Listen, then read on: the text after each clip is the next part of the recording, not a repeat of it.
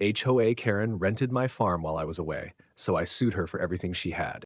Welcome to Dabsy Stories. Drop a like on the video and subscribe so we can continue making videos like this one. I left at dawn for the city. My family farm lay silent under early light. Rows of corn stood tall. The barn door swung on rusty hinges.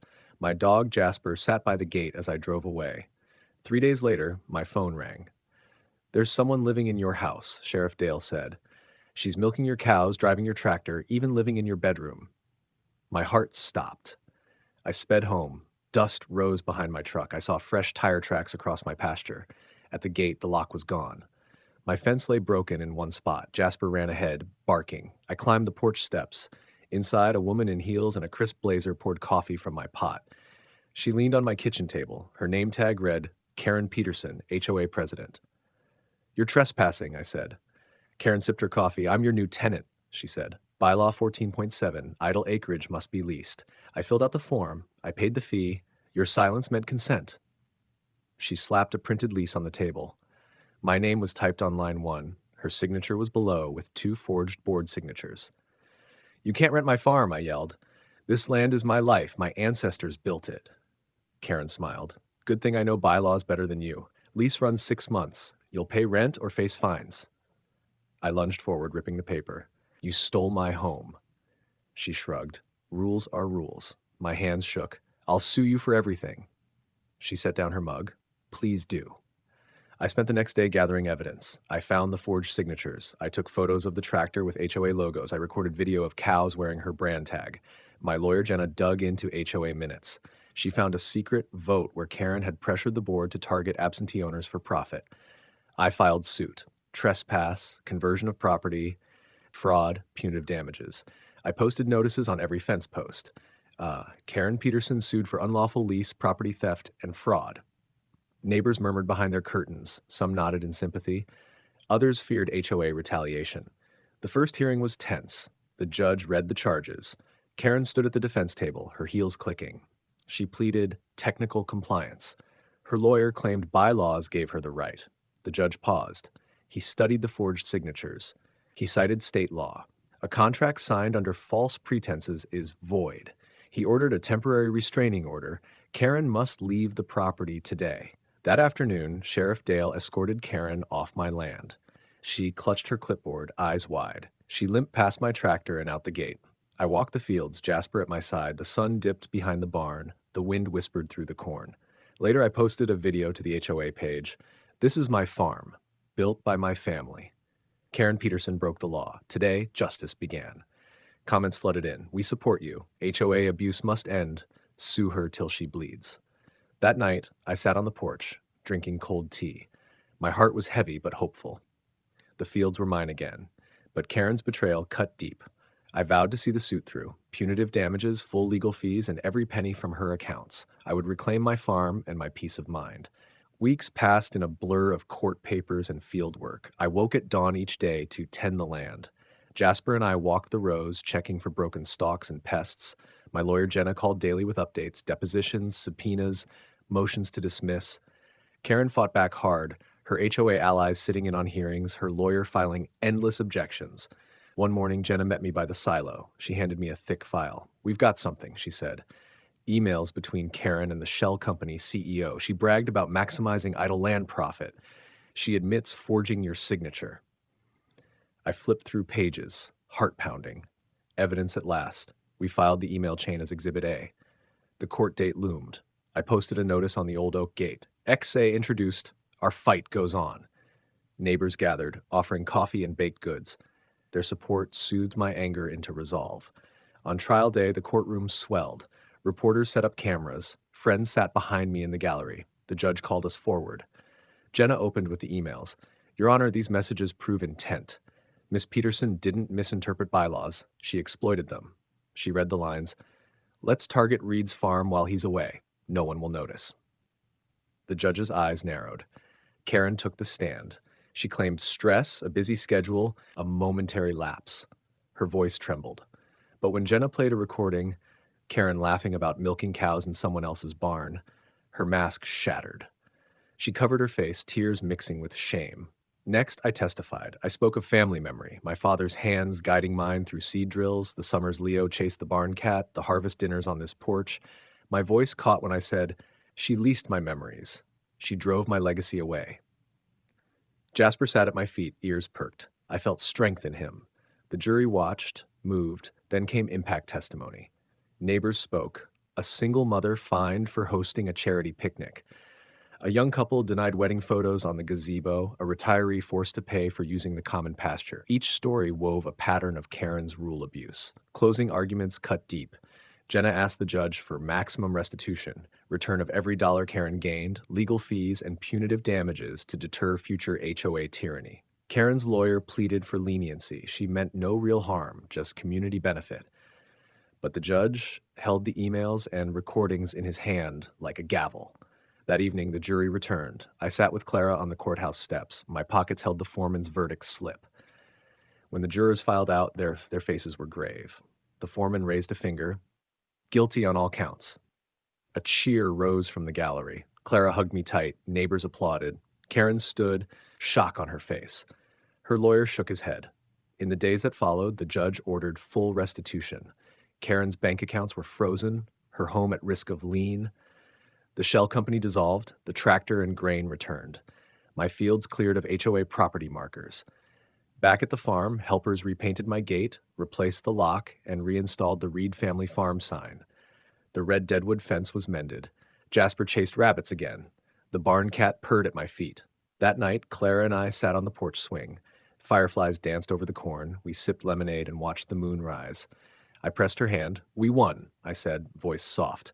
She leaned her head on my shoulder. "Our home is safe again." But in my mind, I saw Karen behind bars, face pale, tears on her cheeks, clutching that lease she'd forged. Justice had come, slow but sure. As the breeze whispered through the stalks, I whispered back, "Never again." Months of legal battle led to sentencing day. Rain pelted the courthouse roof as I carried Leo's red cap in my pocket, his memory fueling every step. Clara walked beside me, shoulders squared against the storm. Neighbors huddled under umbrellas, holding signs that read, "Justice for Reid Farm" and "End HOA Tyranny." Inside, the judge's bench gleamed under harsh lights. Karen Peterson sat at the defense table, flanked by somber board members. Her once proud posture had wilted, eyes downcast, hair limp. The clerk called the case State versus Peterson. The judge opened with the verdict summary. Guilty on all counts: fraud, forgery, conversion of property, racketeering, conspiracy. Karen's lips trembled. She looked up, met my gaze for a moment, fear in her eyes, then turned away. The judge's voice filled the room. "Miss Peterson, your calculated scheme stole a family's heritage, preyed on bylaws meant to protect communities, and enriched you at others' expense. Your actions warrant severe penalty." He paused, and the hush pressed in. Clara gripped my arm. I felt her tears. I swallowed hard.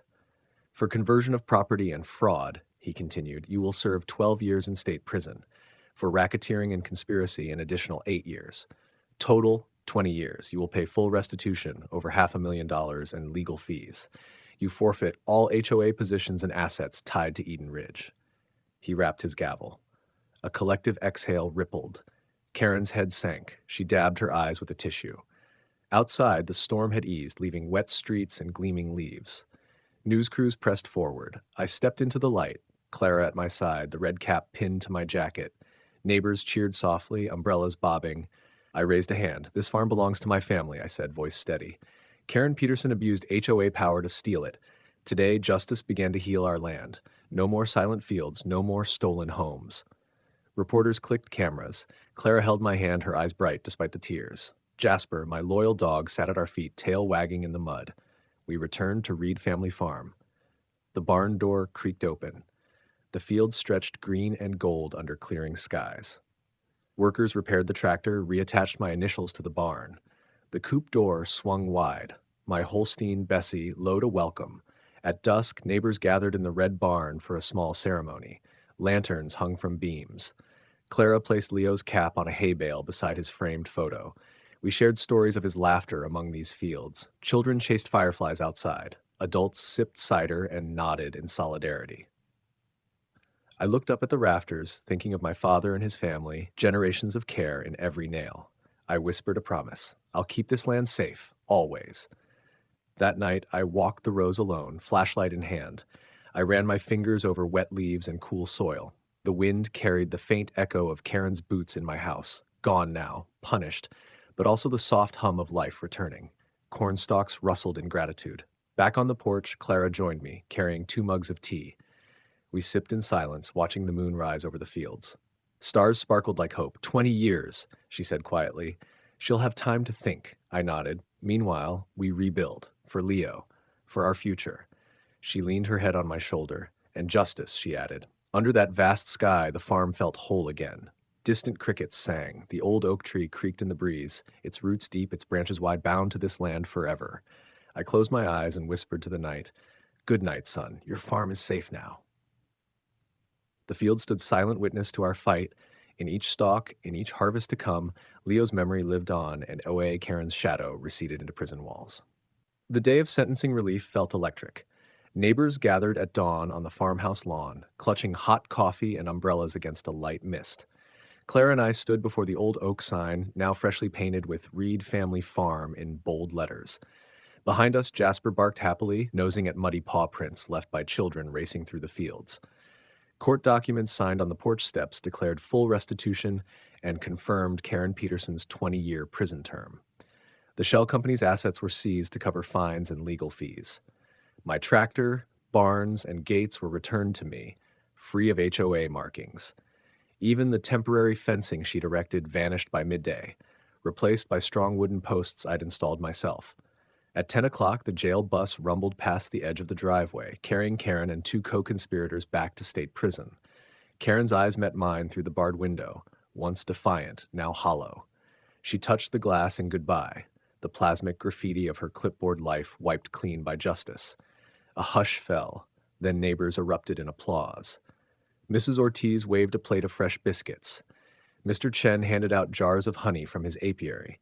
Teenagers filmed the moment for social media. HOA tyrant felled and farm freed. Children ran circles around the tractor, their laughter echoing like a promise. That afternoon, Clara led a ribbon-cutting ceremony at the newly restored barn entrance. She held the scissors, Ava, our granddaughter, by her side, wearing Leo's red cap in his memory.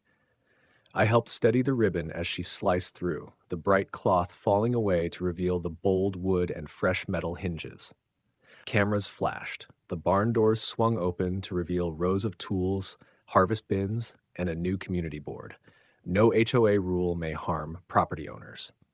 Inside the barn, neighbors pinned stories and photos of Karen's victims. The toddler denied his birthday party, the couple fined for a memorial service, farmers robbed of their crops. Each tale shone a light on her cruelty and underscored our victory. That evening, we held a potluck supper under string lights hung from the rafters. Platters of roast chicken, mashed potatoes, and fresh pie lined long tables. Clara raised a toast to community, to justice, and to those who refused to stay silent. Glasses clinked, tears and smiles mingled. I stood by the barn door, watching the celebration with a full heart. The fields beyond swayed in moonlight. I thought of my ancestors, of Leo's brief life, of every stolen sunrise Karen tried to claim. Their legacy lived on here, stronger than any bylaw or ballot. Later, Clara and I walked the perimeter under a sky heavy with stars. Jasper padded alongside, nose to the ground. We paused by the oak tree, its gnarled bark glowing silver. I laid my hand on its trunk. "We did it," I whispered. "Home is ours again." Clara rested her head on my shoulder. "And no one will ever take it," she replied softly. At the farmhouse door, we paused once more. The lantern on the porch cast a warm glow over polished wood. Inside, Leo's model train set circled on its tracks, ready for the next young conductor.